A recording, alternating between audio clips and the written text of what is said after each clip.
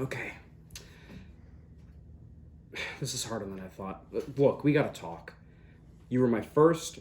You were amazing. You showed me a whole new world that I never knew about before. But things just aren't working out. The more I spend time with you, the more I realize that there's more bad than good to you. And not only are you hurting us, but your reputation and yourself. I'm sorry, but I'm gonna have to let you go. Well, what did you expect was gonna happen? Everyone's first is a mistake, and you think it can't get better, but it can, and it absolutely did. Plus, look what you did to our kids. They won't even look me in the eye anymore after I tried to be a part of their life and help them. Is that what you wanted? Well, they're yours once the dust settles. Except for this one. This one's mine. Look, I didn't want to tell you this, but you see right through me. Someone else caused the split. And it's this one right here. While you're busy not knowing what you want and throwing 50 vehicle levels at me before you could even get your core values right, they know what they want to be and flaunt it in the most sexy way possible. We met on social media a few months ago, and we decided to meet up finally last month. And since then, they've made me feel things that I haven't felt since we met and more. I'm sorry you had to find out this way. I get it. You need time to process it all. Take all the time you need.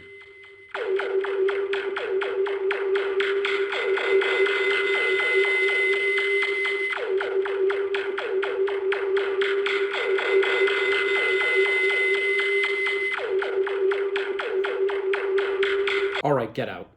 It's Crash Bandicoot, the mascot who's been through the ringer more times than he can count. Second to Sonic the Hedgehog, the orange marsupial made his platforming debut on the PlayStation on September 9th, 1996, giving the world a new way to platform with hallway platforming, meaning instead of side to side like Mario, you'd go forward, making use of the new craze 3D graphics. He was a hit when the first game came out. Nowadays though, the first game is seen as jank, but back then, he was all the rave. He almost immediately became the face of the PS1 and started churning out hit after hit for the next 3 years, starting off with 2 sequels that are impressive whether you played them when they first came out or played them today on the PS1, and a racing game which had no reason to exist or be as great as it is. And how could we forget the commercials full of their 90s flair and trash talking? I just flew in from the new ruins level and boy are my arms tired. Okay, maybe not this one.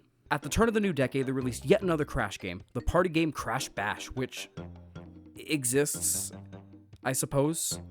Okay, it isn't the worst thing in the world, but clearly exploring out of their element too much and too early was not a good idea. It's time to go back to their roots. I take it back, go back. Something I neglected to talk about until now is that Naughty Dog, the original developer to the trilogy, stopped making Crash Bandicoot games because they didn't have anything else planned for him. This is pretty respectable, actually. I like this idea of restraint if you don't have any ideas. I wish companies did this more. In 2001, we got what many deemed was Crash Bandicoot 4 at the time. Crash Bandicoot, the Wrath of Cortex on the next generation such as PlayStation 2, and was my first experience in the world of Wumpa Fruit. What a first time.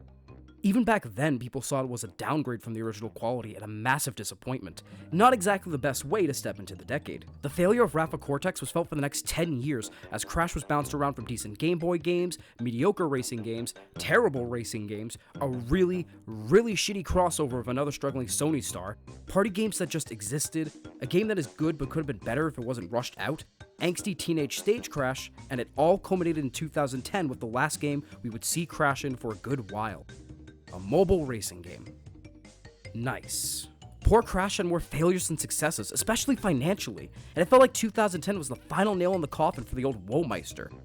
And yet, like Lazarus, he came back, and this time he was better than ever.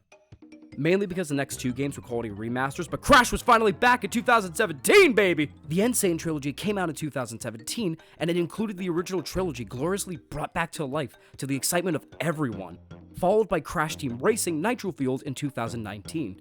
What a time to be a Crash fan. Oh yeah, and then he had a cameo in Skylanders, but like, who cares? But there was something missing, something to really show that Crash wasn't just here to be remade, but that he was truly back. A sequel, if you will. And after various leaks of merchandise and rumors, it came. The Messiah. Crash Bandicoot 4, It's About Time. Releasing on October 2nd, 2020, this game is the canonical sequel to Crash Bandicoot Warped, looking to not only rewrite the past, but give the future an orange and fuzzy glow. Not only did it promise that sweet platforming action, but also several new playable characters and costumes amidst gorgeous worlds and a more focused story. In regards to Crash standards at least. It's gotten a ton of praise since release, but a common complaint I hear echoed everywhere is how trying to complete this game is a nightmare. I mean, 106%ing the game is just getting the gold or platinum time relics and all of the box gems. How bad could this game be? I hope to not only answer that, but also other questions about this game's quality. It took nearly 2 decades, but we finally have a bona fide Crash Bandicoot game. If I'm being honest, this game was also a contender for Game of the Year for me early on. I'm dead serious. It looked pretty good in my opinion. Is it worthy of that hype though, or is this a sequel that should have been lost to time? Buckle up, ladies and gentlemen, because this is going to be a good one. This is Crash Bandicoot 4, It's About Time. Before we jump into the story mode, I'll briefly talk about Bandicoot Battle, the multiplayer of this game. Players try to compete for either the fastest time through a level, or score points by jumping on crates in a row as best as possible. It's alright. It's weird because instead of using different controllers, you hand the controller over to your opponent so they take control.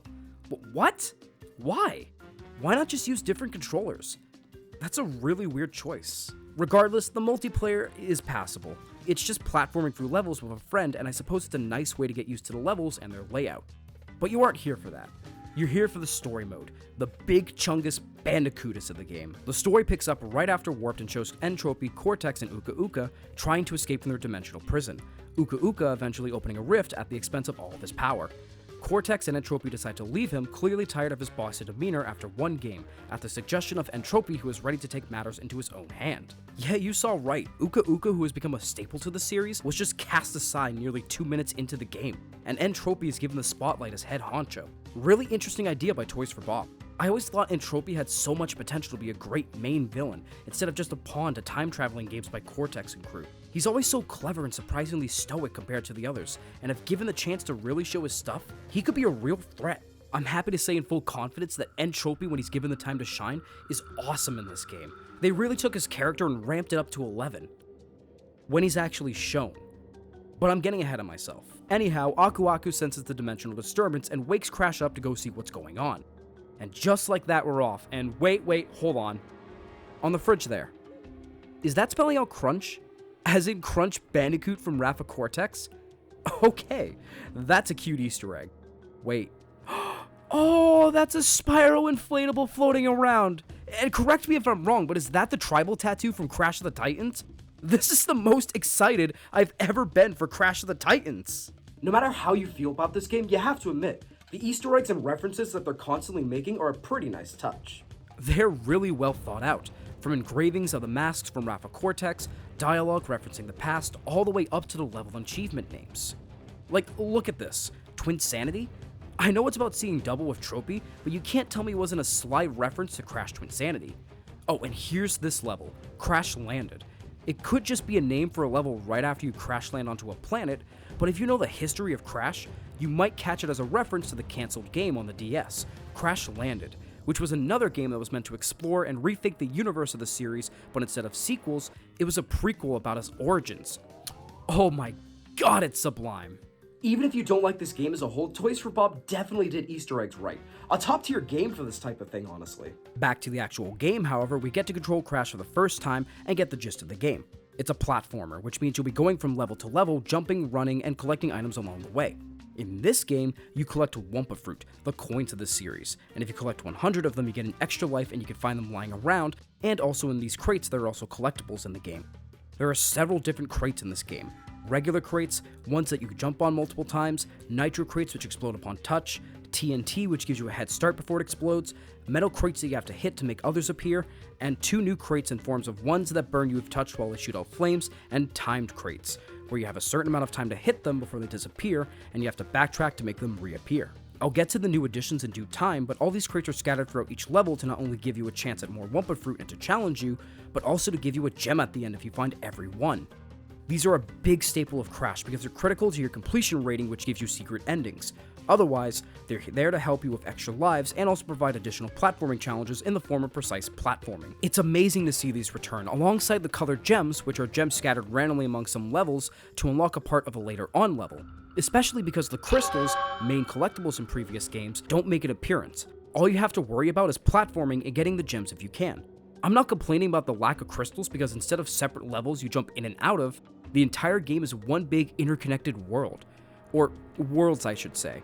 The same thing that they did in Crash 1 and Twinsanity. I love this move because the story is supposedly more involved in this game. Jumping in and out of levels and fighting bad guys every so often with the occasional taunting would hold this back in a way because you'd be stuck to a singular warp room instead of exploring worlds. Here, all interactions happen naturally, and we even get glimpses into the bad guys preparing for their battles because the world flows on a level-by-level basis, with world themes to them rather than one level being an ice level and then the next being medieval. It's natural story progression done simple and right.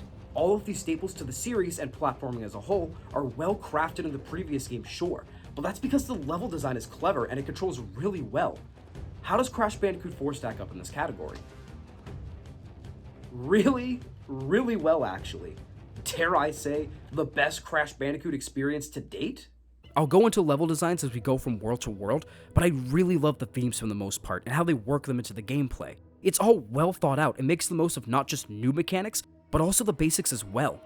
And the basics are snappy and responsive. They're not perfect. Sometimes jumps can be unresponsive and hitboxes can be a bit wonky every once in a while, but this is easily the best controlling game of the bunch.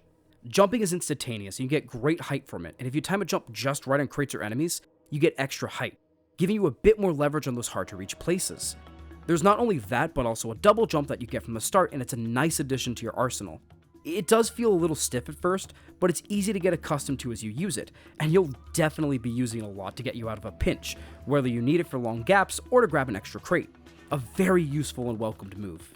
On top of that, you have your slide, your belly flop, and your spin attack to tackle different enemies and puzzles, and they all feel just as exciting to use again and happen at your whim. The belly flop descent is a bit slower, I noticed, compared to other games, but it still has a satisfying crunch when it hits crates or enemies from above. All of these make up the wonderful long-nosed boy that we know and love, and this is easily the best way to experience the gameplay of what made him so lovable back then, and why he has such a legacy now. Speaking of lovable, a new addition that I really love is this yellow circle that's underneath Crash as you walk and jump, making it easier to figure out where you're going to land and give you a split second to readjust yourself.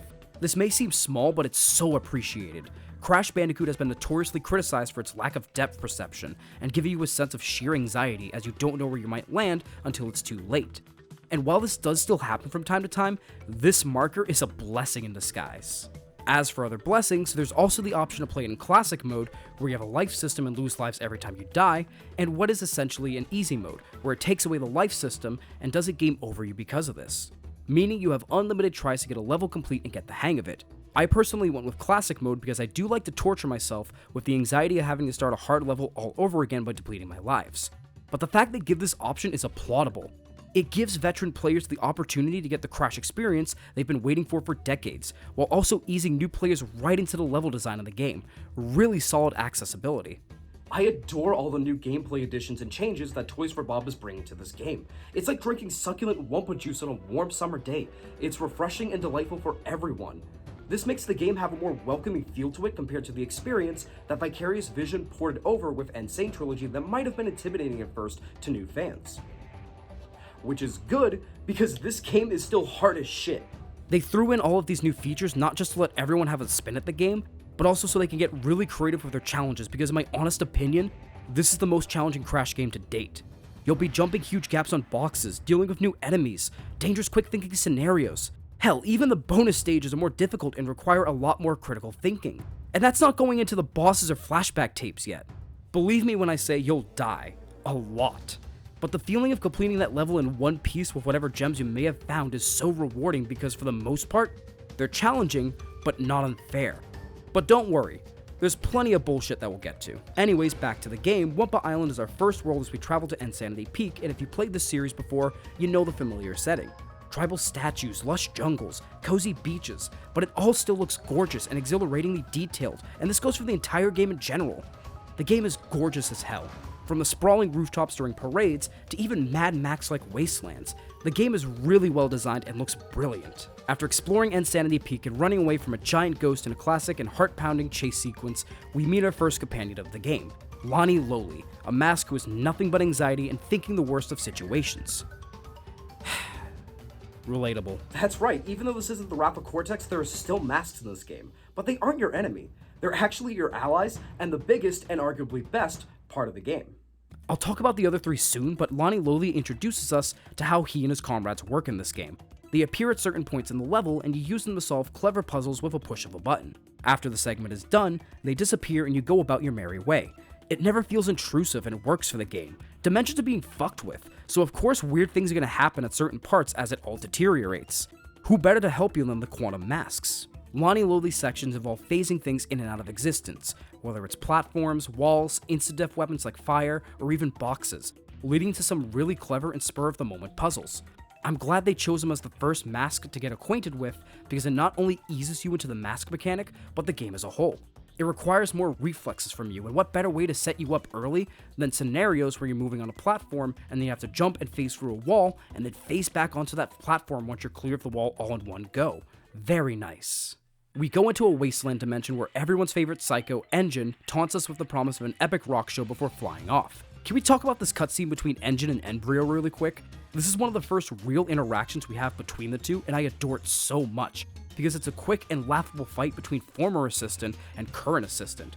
Once again, fan service done right. The Wasteland world is a great follow-up to Wumpa Island. All the enemy designs are fantastic, and the Mad Max parody is great.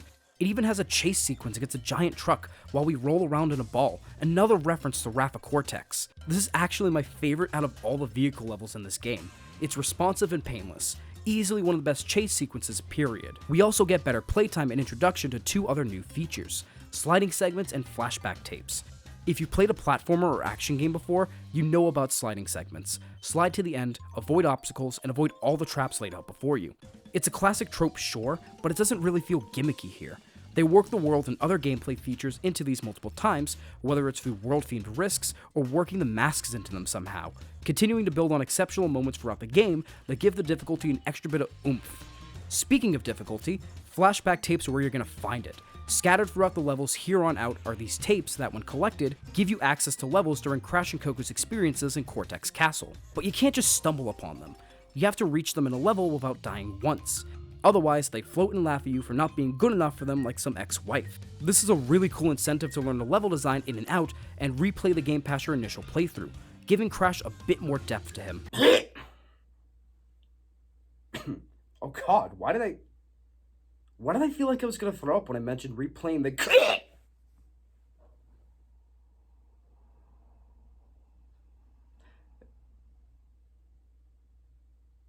This better not be a sign. The flashback tapes are the most difficult part of the game, hands down, and no wonder you have to reach them without dying, because if you can't do great in a regular level, how the hell are you going to make it here? These test everything you've got in the best way possible, and I'm sure any longtime fan will get a kick out of these and scratch that old school itch again. And also laugh every time you die, because Cortex is hysterical. Embryo, the Revivotron. Yeah, this game is hilarious, and nearly every joke and interaction lands. Not as funny as Twinsanity, but still chuckle-worthy. At least it doesn't force itself to be funny like Sin! After trekking through the world, we make it to our first boss of the game, Engine and his creation of Rocket Head. Now, before I talk about them, I just want to let it be known that Crash Bandicoot isn't known for difficult bosses. They're fun and memorable, sure, but they're not difficult. So I'm kind of expecting this to be a complete cake Oh my god! What is happening? Why is he dropping stuff at me? Slow down! Slow down! Are those kamikaze gremlins? Is that Gizmo on fire running at me? Wait, I want to catch my breath. Let me catch my breath. Wait!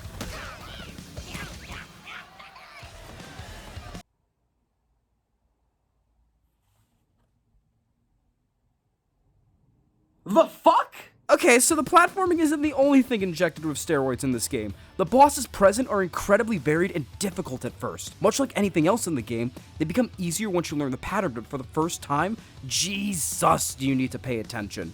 Each phase isn't just one attack stacked on the other. They really are different phases that really make you push your luck and your sanity. But again, it's all really well thought out and fair.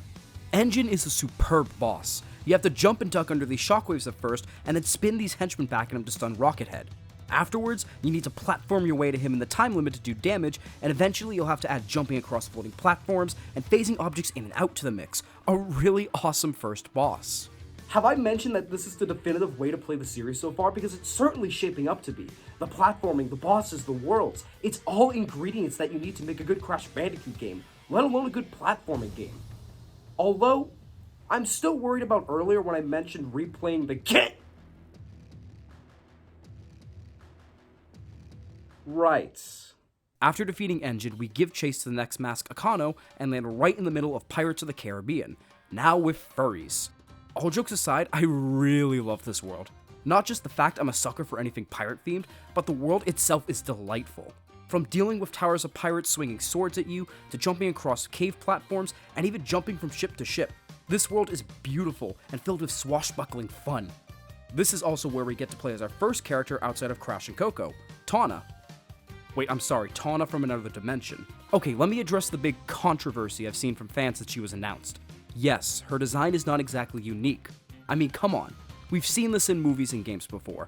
Alternate universe female that's a badass. It's a very shallow thing.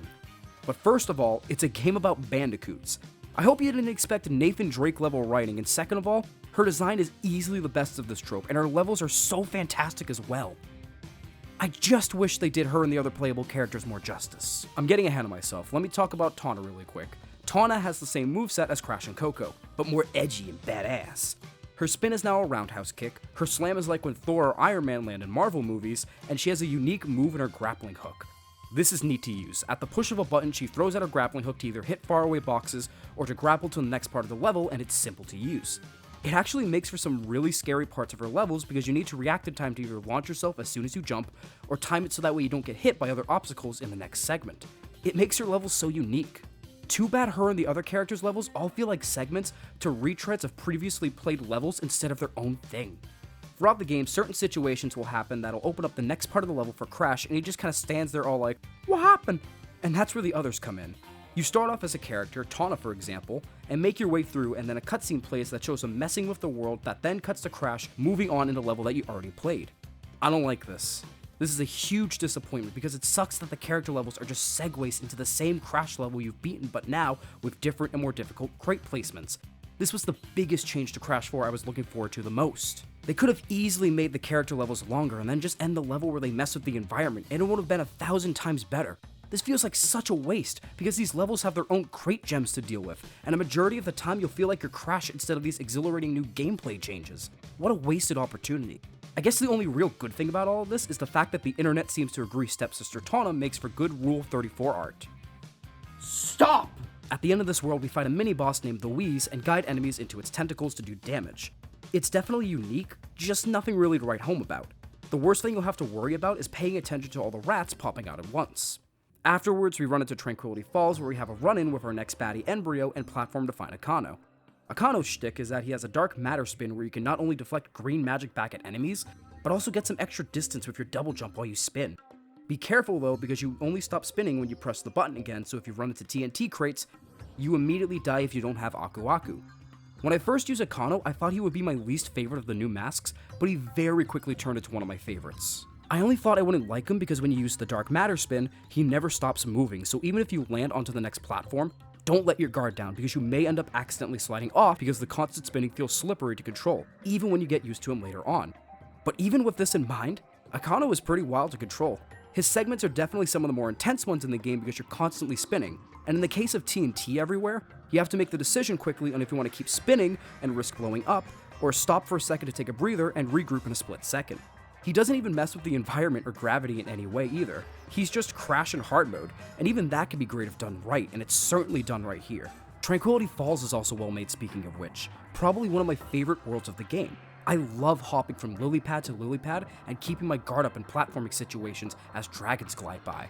It's gorgeous to look at and has some of the best moment-to-moment platforming in the game. Once we beat the world, we battle Embryo, who is just a more aggressive version of his Crash 1 battle, and then use Akano to spin him off the platform when he's tired. Not before dealing with his potion that changes how the level looks in his final phase. Taste my reptilian wrath!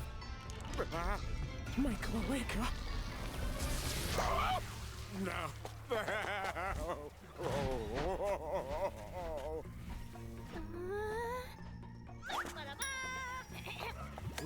Let's get out of here. Have I mentioned this game is weird? I mean, it's funny, yeah, but it's also really weird. I didn't want to think of Embryo doing that. Ugh. After he flies away, he drops different items and potions on previous levels that are one of the last major changes in the game, inverted levels. These are just the same level but with a different aesthetic and crate placement to them, such as one world being entirely underwater, and another where if you spin, it colors the world around you as you go. I'm a lot more mixed on these than the character levels because I thought it was going to be a level by level basis in regards to challenge, and when I found out it wasn't, I was pretty disappointed but still hopeful because even then, if done right, inverted world themes could still be unique. The color spin is definitely a highlight, sure, but for the most part, these are all wasted potential. It's just different filters on levels, and some of them actually can give you a headache in these long areas, like the comic book ones later on. Plus, these all come with their own gems too, which is a bit of a pain in the ass, but luckily, you can get any combination of gems between regular and inverted levels to unlock costumes. Makes completion a bit easier, I suppose. Moving on though, we arrive in Mosquito Marsh, which isn't the biggest world out of the bunch, but it is one of the most memorable. One way or another. First off, the opening level. Glorious. I love it so much. Jumping from rooftop to rooftop as jazz plays and a Mardi Gras style parade goes by, amazing shit. Ripperoo in the background, I live for the Ripperboo. The sliding segments, best in the game. This is one of the best levels of the game by far. It's exciting, it doesn't overstay its welcome, and it's just memorable. Can't really say the same for the jet ski segments. Yes, I know these were introduced in Salty Wharf, but I wanted to talk about them here because they were a good chunk of this world, and this was not perfectly controllable at all. These feel so loose compared to the earlier ball segment and jet ski levels in earlier games. It's hard to navigate past explosives while trying to collect crates. And as for boosting, forget it. It's even more uncontrollable. This was such a pain, and I'm shocked how badly this can control. The groundwork was right there from the previous games. How did this happen?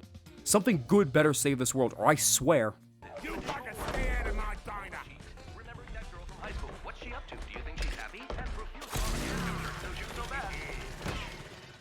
Break out the butter. He's gonna make toast! This world introduces our next playable character, Dingodile, who's not only one of my favorite villains in the series, but also the best playable character of the game.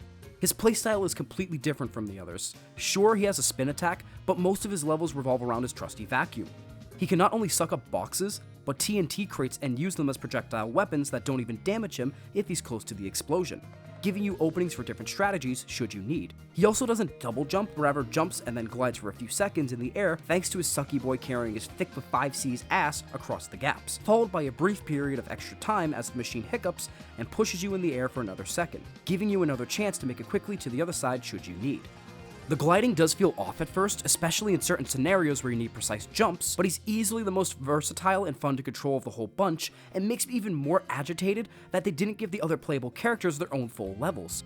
I mean, come on, he's wholesome, and just wants to enjoy the retired life of his new diner.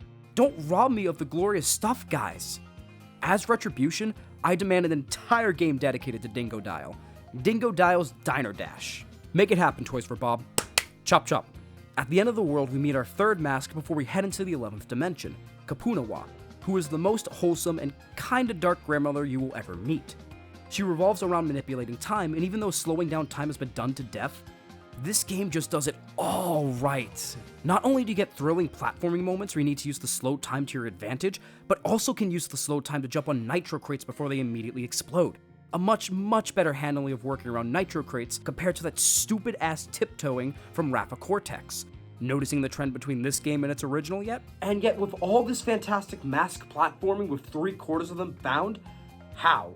Just how is it that the 11th dimension is the worst world in the entire game? First of all, I got 2 words for you. Ice physics. Yeah. If your game has ice physics in it, it is a death sentence just waiting to happen, and this game has some of the worst ice physics I have ever used in my life as a gamer. It's not enough to just slip and slide, but you go slipping supersonic style, and will find yourself dying not because of fair platforming in this world, but because of terrible, awful, bullshit physics. I can't stand it! Speaking of things I can't stand, what the fuck did they do to Polar? He makes an appearance in this game, and he is the worst controlling vehicle out of all the previous ones. He moves side to side like he's in Honey, and this level is notorious for BS box placement, where you need to react in a split second's notice, otherwise you can kiss your box gem goodbye. Or don't, but at the risk of losing out on other gems. Why do I have a sinking feeling in my stomach? Is this foreshadowing? His jumping is also pathetic, and once you hit the ice, you can't move. You can only jump, so hoo boy, you better get used to dying here. I used to like you, Polar, I really did. But maybe you should have beaten me to death back in Twinsanity so I could have avoided all of this. And don't even get me started on the inverted stages. They're the comic filter criminals, and the more time I spend here, the more I hate my life. So please, for the love of God, let there be something good. Thankfully, there is. Cortex's boss battle. The hardest battle yet, and one of the best Cortex battles, bar none.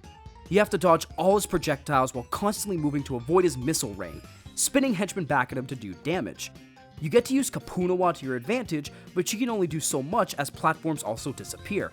You have to be on your A game here, and it doesn't disappoint when you feel that adrenaline kicking Cortex's ass. Again, after the fight though, Cortex begs to find a way out of their rivalry and quits on Entropy, who reveals he not only plans to use the Rift Generator to rewrite the world as he sees fit, but also has a surprise alliance with someone new and was scheming the whole time. This is a surprise moment in the game as Cortex becomes an ally, and Entropy ups the stakes even more. So why does this whole revelation still feel like a letdown? I get it, I keep saying it myself, it's a Marsupius Erectus game. Story isn't the forefront, but could they at least make an effort for Entropy? He had so much hype and potential after flipping off Uka Uka and taking matters into his own hand, basically becoming a dictator over the villainous crew present, and he isn't exactly a pushover like the others. He's proven to be very smart and able to handle himself, and this game was doing so well to do him justice. But the last time we saw him before this world was all the way back at Wasteland, when he threateningly said that they will prevail. He has been a ghost for the rest of this game, and it makes the next time we see him and the revelation of who his partner is all the more wasted. This hurts big time. This could have been fantastic. Regardless, we make our way into Dinosaur Land and are introduced to our last mask and playable character, Ika Ika and Cortex. Ika Ika surprisingly turned out to be my least favorite of the masks. Still has great moments, but gravity swapping feels like it doesn't get as many large segments as the other three quantum masks. The best use of Ika Ika is definitely later on, but for the most part, he's just a decent gameplay mechanic. And then there is Cortex, and without any doubt, hands down, no cap, he is the worst playable character.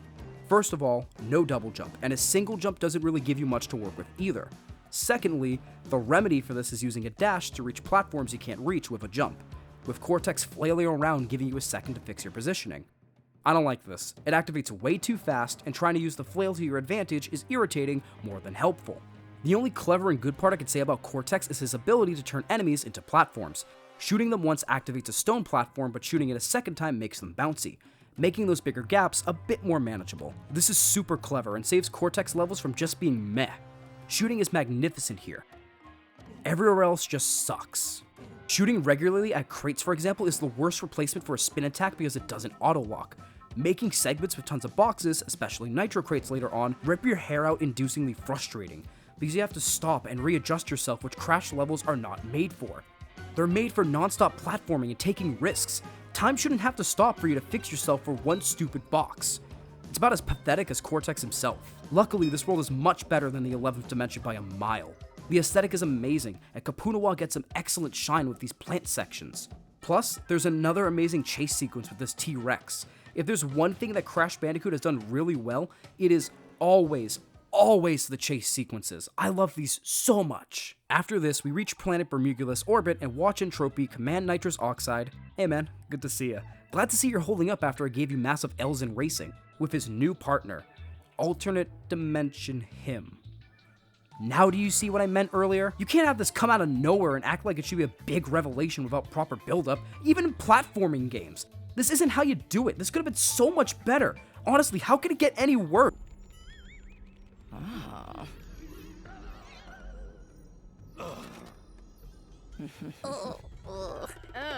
Barf.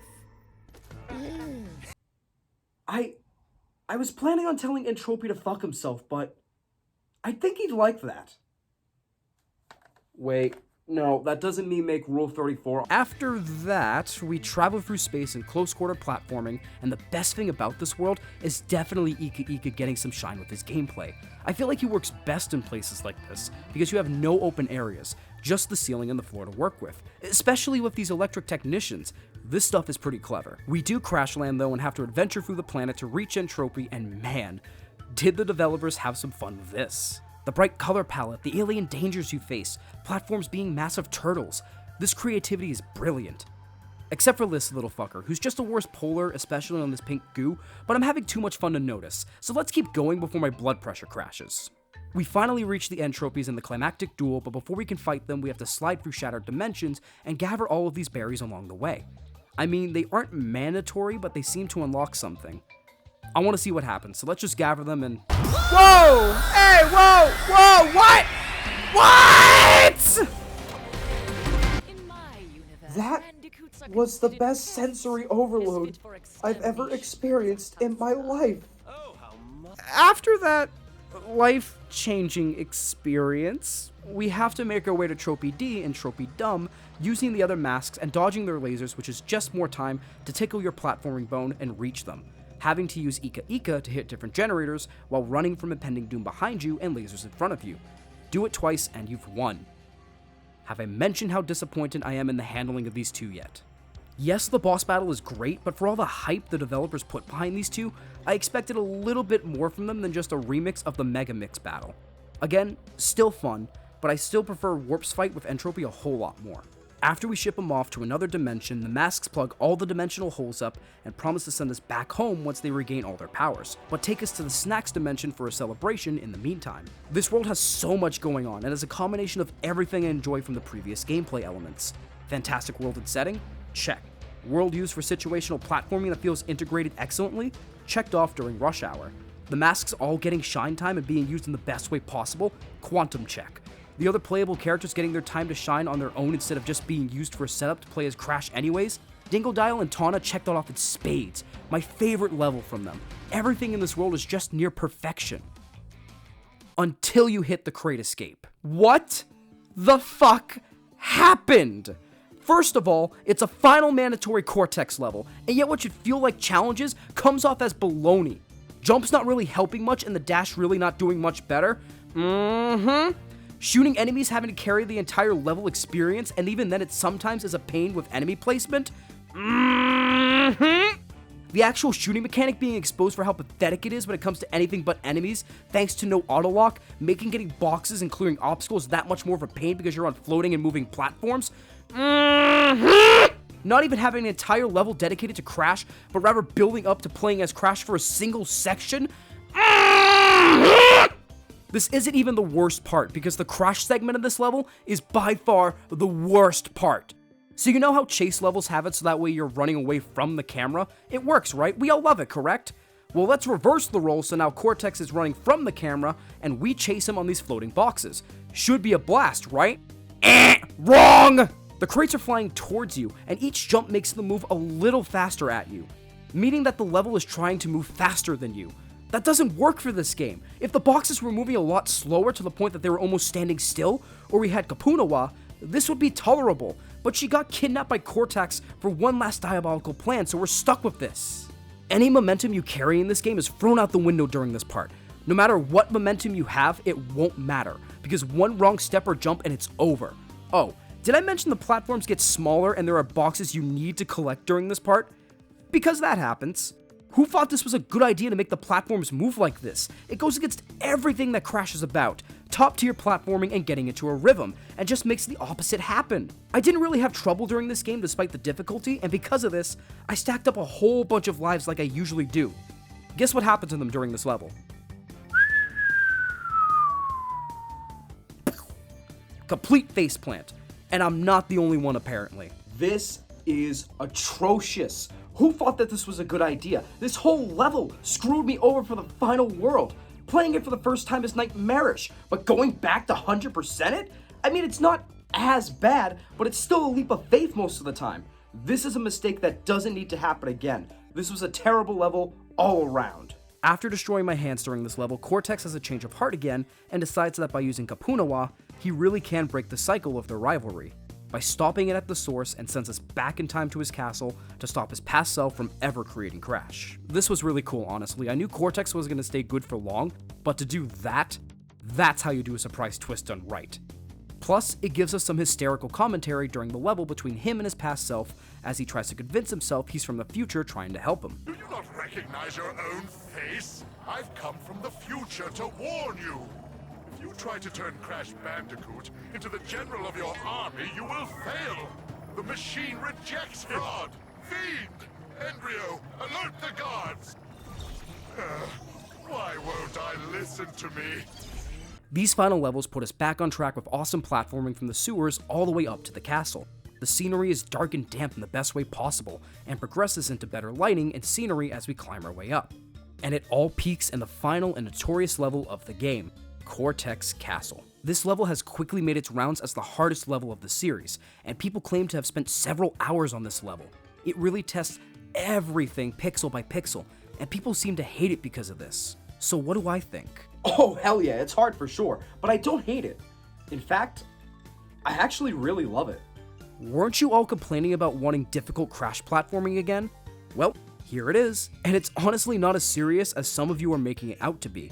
Yes, death is a frequent thing and it happened for me too, but my problem was I already depleted my lives on the crate failure beforehand, which sucks because the last segment gives you so many Wumpa Fruit that you can earn lives in seconds and keep trying without any real penalty. If I had all my lives still, I wouldn't have had as much trouble because once you learn the segments, it really isn't that bad. Yeah, it requires a lot from you, and I definitely still don't know how I got out of the last segment in one piece.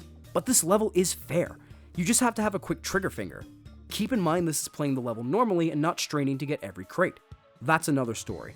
But just enjoying the level for what it is, it's really well made, and if you can get out of this in one piece, then you'll find going back to previous levels isn't actually so difficult. After that gauntlet, we have one final showdown with Cortex, and I'll say this up front. This is the best final battle the series has seen in my opinion. Cortex uses all of the mask's powers against you in a long showdown, testing your knowledge of the powers against you as you try to survive and dodge not only that, but falling platforms, henchmen you have to spin back at them, and the shoot-o-matics you have to jump on to progress. It's challenging and a real spectacle, much harder than the last Cortex fight, but a lot more memorable. And it does a final battle involving masks right over, say it with me, Rafa Cortex. God, it feels good to say that. After we whoop his ass, he gets sent to the edge of the universe where he realizes that banishment isn't so bad since he finally gets in peace and accepts his fate. Meanwhile, we learn that the reason Crash exists is because he fucked up his own creation. Yeah, that makes sense actually. Afterwards, Dingodile is able to open up his diner better than ever before, and Tawna and the Quantum Masks hang out with Aku Aku, Coco, and Crash as Aku Aku watches the sunset. And then, a moment of silence where you think the credits would show up. Until you see this. I kid you not, this took me so off guard, and I didn't realize he passed away earlier this year. No one will ever be a better Aku Aku than you, Mel. Thanks for always protecting us, and I'm so happy you got to go out seeing the series you were a big part of make a comeback. Rest in peace. And with that, the game is over. At least the story part, that is. We still need to 100% and 106% the game, so why don't we head back in and see how many gems we still need.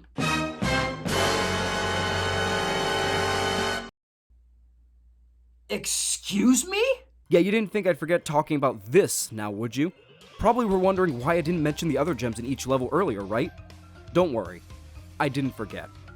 Believe me, I certainly didn't. So, on top of a box gem in each level, there are 5 other gems that need to collect if you really want all the costumes and the secret endings. 3 gems for how much Wumpa Fruit you get per level, 1 hidden gem that is laid out, and a gem for dying 3 times or less in each level. To be honest, I don't mind this. Yeah, the number of gems now is much higher than usual, but on a surface level, if this is what it takes to get the secret endings, then I'm game. Until you dig deeper, that is. So, if you hadn't noticed by now, there are a lot of boxes, and I mean a metric ton, which honestly shouldn't be bad. Shouldn't. But they are, and it's because the developers, for whatever reason, decided having large amounts of crates wasn't bad enough. They decided to blend them in with the environment, or just keep them out of plain sight completely, and make it a collectathon all of a sudden, where you have to stop what you're doing just to find them. Once again, this goes against Crash Bandicoot and platforming for that matter entirely. If you're making the player stop moving for more than a few seconds and try to guess where things might be, then unless you're a 3D platformer or a collectathon like Mario or Banjo-Kazooie, you have failed as a platformer, period. They shouldn't have to guess where everything is. And no, this isn't every level, I understand, but it happens way too damn much, either in situations where you need a guide to find them, or they're blended so well into the environment during intense situations that you accidentally miss them. This is not good design, this is torture. Especially when even if you move the camera to see a few inches ahead, you still aren't sure, so you try to jump anyways to see, only to die and waste your chance at either a flashback tape or the death gem. This isn't fun, this isn't clever. This could have been, but the times I spin the crate to destroy nitro crates at the end of a level, and the box count tells me I missed 1 or 2 boxes, happens way more than it should. There's acquainting your player with level design, and then there's being an asshole. Add crate escape in the levels with Polar and that alien on too, because controlling them is shit, and the way they play some of those crates is shit too. This same problem carries right on over to the hidden gem. The Wumpa Fruit and Def Gem I have no problem with, I'll make myself clear. They're challenges and make sure even the most seasoned Crash player knows what they're doing. But the hidden gems. Oh, the nerve! Most of the time they can be seen either clearly or slightly enough as you jump or look in the distance, so that way you know they're possibly there. It always keeps you looking. But again, gems with leaps of faith attached are not fair design at all. And also, some of these you can't even see, nor would you expect. Like here. How would one expect to fucking look there? You want me to open my third eye or something just to get insight? It's a pain, but as long as it's just those gems, it shouldn't be too bad, right? Wrong! Because you still have the inverted levels and character levels to get gems from, and between some being atrocious filters, and others being segments leading up to the same old Crash level, but with new crate placements to mess with you, it's a massive, unnecessary, completely horrible headache. You want to know the total gem count with all of this in mind? 456. Let me repeat! 456 gems. That is brutal. But that's not all. You need to get all the flashback tapes and beat those and the time trials, which are running through levels as fast as you possibly can. That is disgusting right there. Pure crazy expectations from the player. But all of these gems, all of these tapes, these relics, you'd think they're for both secret endings, right? No! No! Are you kidding me? That's only for 100%! To 106% the game, you need to get platinum trophies in all the flashback tapes, platinum relics for all the time trials, and you need to get the new insanely perfect relics, which is getting most of the Wumpa Fruit and breaking all of the crates in a level without dying once. Some of these levels, while fantastic, go on for a long time, and it only takes one mess up to throw everything away and break your controller in half. Don't even get me started on the crate escape and trying to perfect that. This is a completionist nightmare. Why did the developers do this? This padded out a roughly 6-hour game unnecessarily. The game was nearly perfect on its own, so why all of this? Before It's About Time, you only needed gold or platinum relics to complete the game, with platinum being rewards for your own pleasure. And I guess developer relics are that in this game, but why the hell do we need to make completion rely on only platinum? Why expect so much perfection that has been driving every fan, new and old, bonkers? Why take what used to be fun romps through spectacular levels, a gauntlet of perfection? Especially when some segments and levels are just downright horrendous in their current state for completion.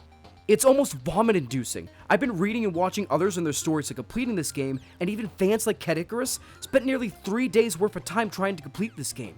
This is painful, and the developers know it, because once you beat the main story, here's the costume you unlock after. They knew what they were doing the whole time! I just... No. No, I refuse to do it. I get it, I'm a reviewer. It's my job to play every part of the game and talk about it.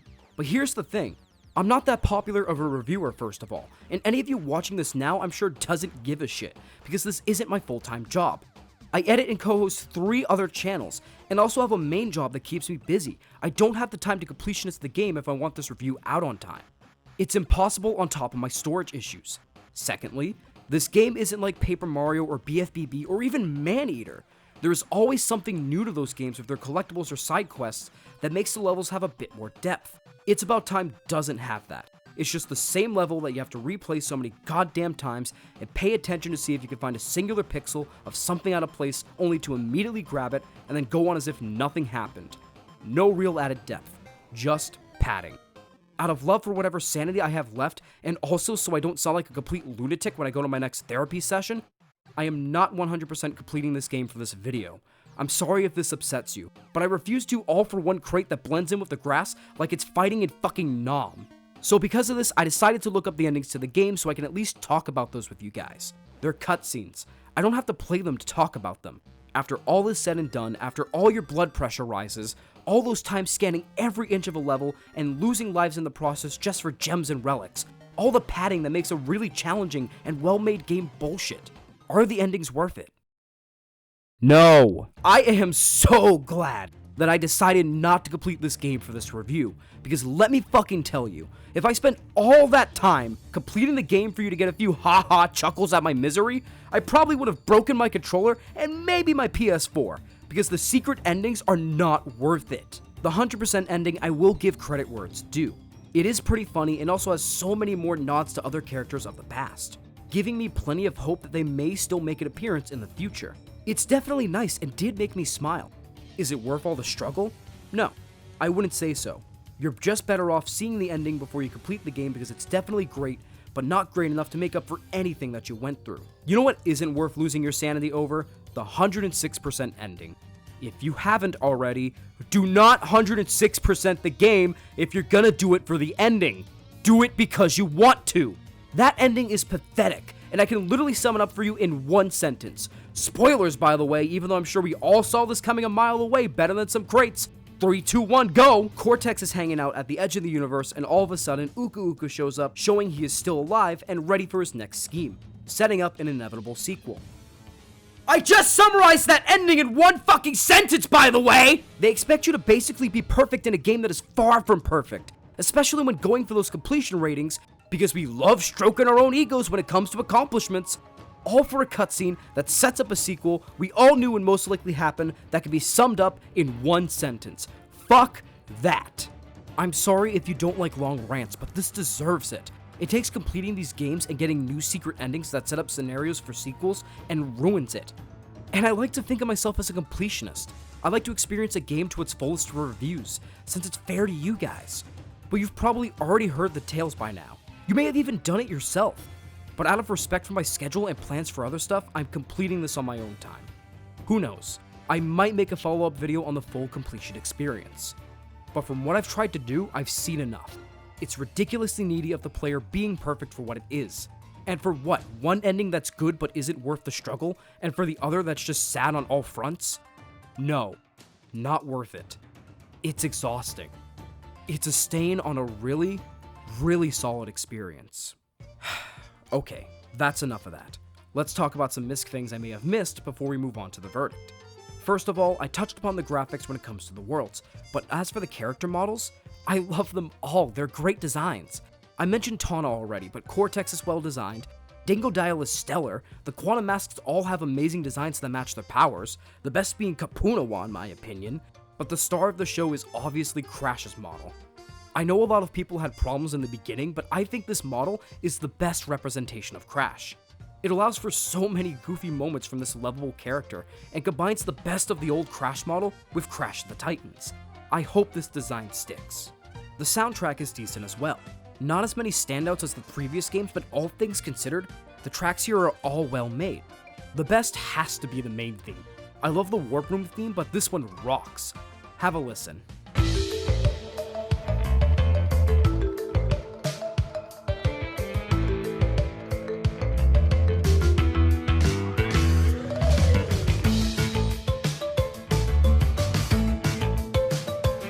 The boss tracks are also phenomenal, but other than that, they're just decent tracks, and luckily I wouldn't consider any of them particularly bad.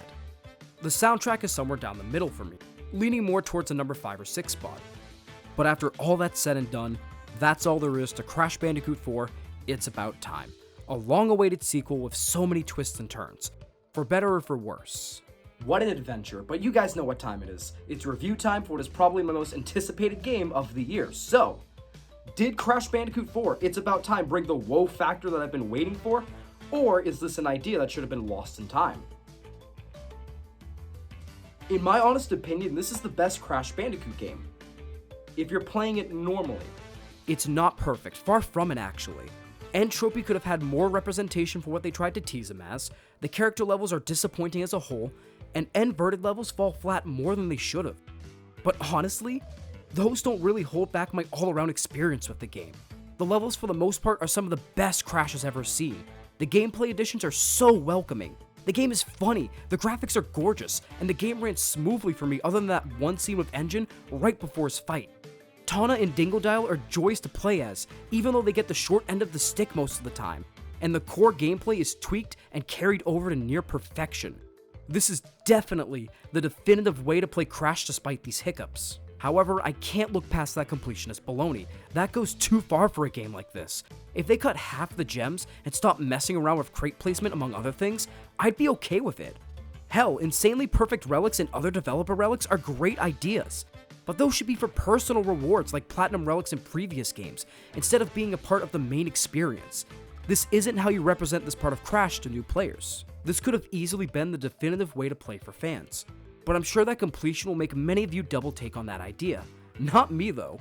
Even with that garbage, I still say in its own right, if you're just playing for the experience, this is the best way to get into the series.